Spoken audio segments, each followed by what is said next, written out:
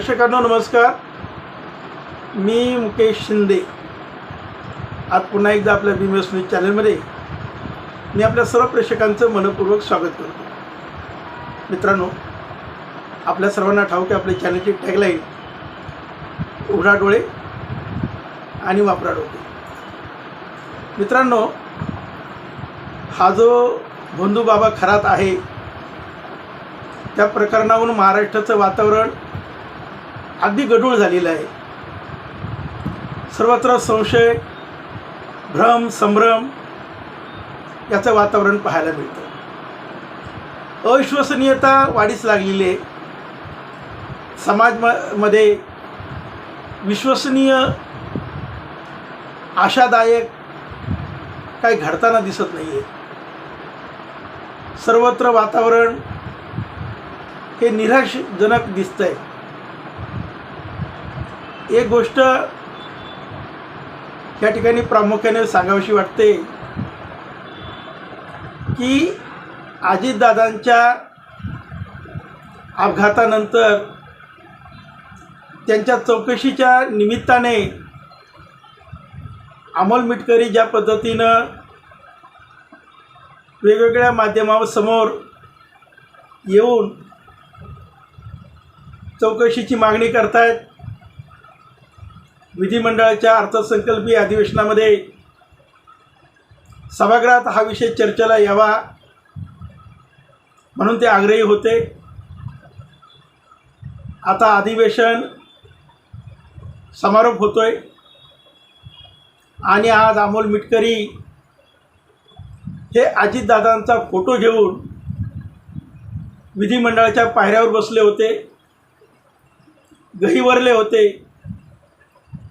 अश्रू अनावर झाले होते आणि यातून राजकीय निष्ठा काय असते, समर्पण काय असतं, बांधिलकी काय असते आणि कृतज्ञता कशाला म्हणतात हे यातून पाहायला मिळालं. आजच्या काळामध्ये कुणाला काही मदत केली, सहकार्य केलं तर लोक विसरून जातात, लोक कृतज्ञ होतात, जाणीव ठेवत नाहीत. आणि अशा वातावरणामध्ये ज्या पद्धतीनं अजितदादांनी अमोल मिटकरींना विधान परिषदेच्या आमदारकीच्या संदर्भामध्ये जी संधी दिली त्या संधीचं त्यांनी सोनं केलंच, परंतु ज्यांनी आपल्याला ही संधी दिली, आपल्या आयुष्याचा कायापालट केला, त्या अजितदादाच्या दुर्दैवी मृत्यूनंतर अमोल मिटकरी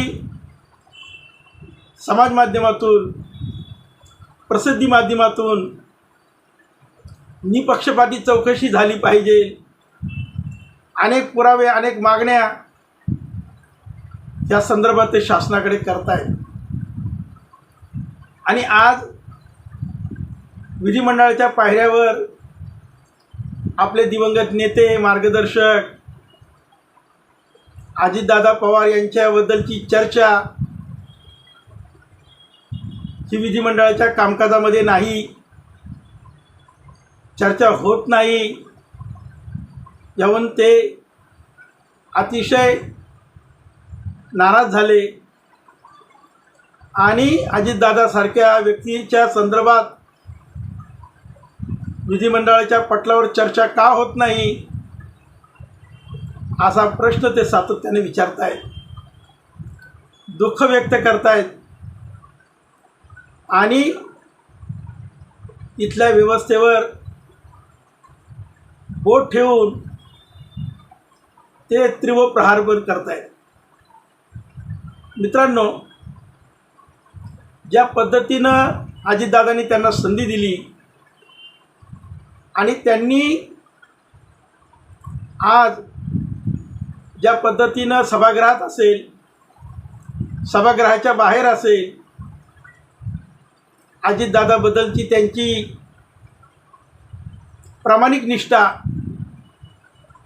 त्यांनी सातत्यानं केवळ बोलून दाखवली नाही, तर ती निष्ठा ते जगले. आणि म्हणून मला हा महत्त्वाचा विषय वाटतो की हल्लीच्या काळामध्ये सुद्धा जाणीव आहे, केलेल्या उपकाराची जाणीव ठेवणारी लोक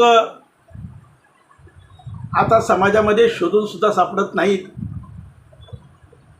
आणि म्हणून त्यांनी सांगितलेले अनेक किस्से आहेत जे तुम्हाला मला माहिती आहेत, की ज्या पद्धतीने त्यांनी आजीदादांची चप्पल देवगिरी बंगल्यावरून नेली, त्याचं पूजन केलं.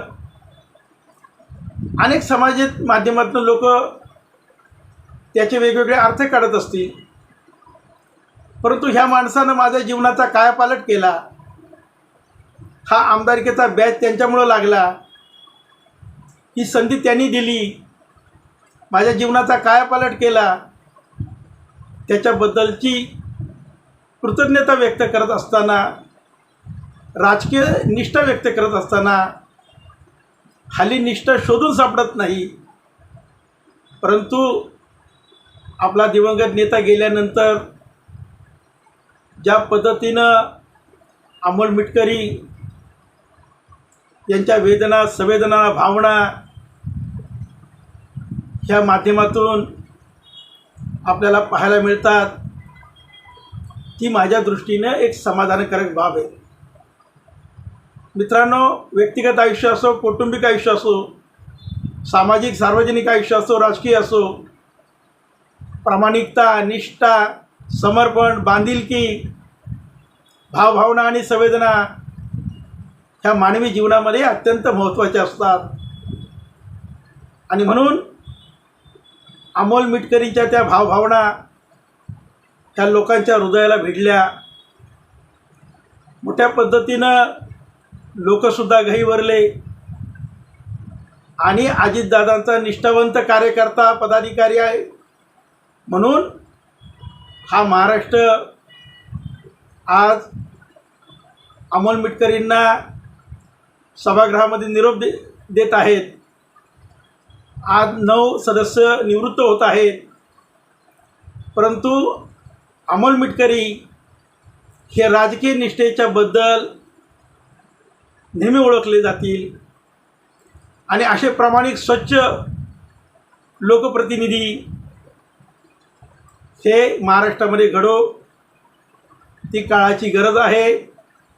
महाराष्ट्रात जे कुलषित झालेलं, गढूळ झालेलं सामाजिक वातावरणामध्ये अमोल मिटकरींची राजकीय निष्ठा, सामाजिक बांधिलकी ही यामुळेच मला महत्त्वाची वाटते.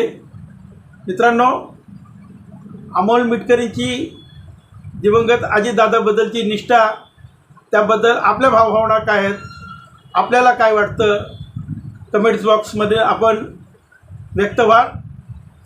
अशाच पद्धतीच्या भावना, संवेदना आणि लोकभावना मी व्यक्त करत असतो. माझं चॅनल सबस्क्राईब करून शेअर करावं अशी विनंती करून आतुरता या ठिकाणी थांबतो.